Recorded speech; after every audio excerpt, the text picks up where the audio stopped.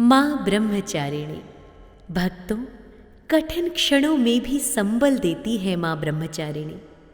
माँ दुर्गा की नव शक्ति का दूसरा स्वरूप है माँ ब्रह्मचारिणी। यहाँ ब्रह्म का अर्थ तपस्या से है।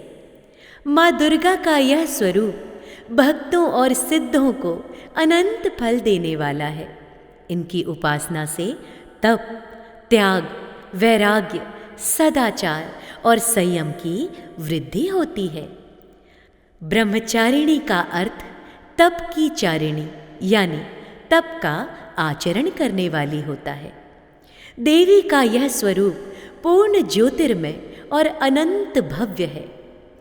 इस देवी के दाएं हाथ में जप की माला है और बाएं हाथ में यह कमंडल धारण किए हैं। पूर्व जन्म में इस देवी ने हिमालय के घर पुत्री रूप में जन्म लिया था और नारद जी के उपदेश से भगवान शंकर को पति रूप में प्राप्त करने के लिए घोर तपस्या की थी। इस कठिन तपस्या के कारण इन्हें तपश्चारिणी अर्थात ब्रह्मचारिणी नाम से अभिहित किया गया।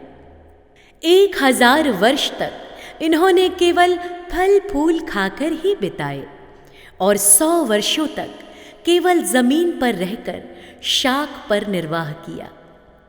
कुछ दिनों तक कठिन उपवास रखे और खुले आकाश के नीचे वर्षा और धूप के घोर कष्ट सहे।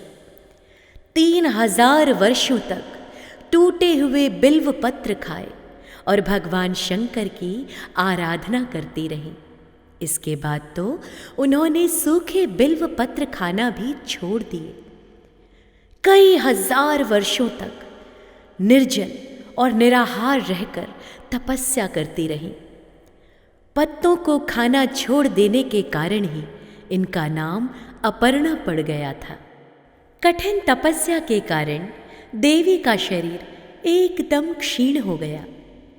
देवता, ऋषि, सिद्धगण, मुनि सभी ने ब्रह्मचारिणी की तपस्या को अभूतपूर्व पुण्य कृत्य बताया, सराहना की और कहा, हे देवी, आज तक किसी ने इस तरह की कठोर तपस्या नहीं की।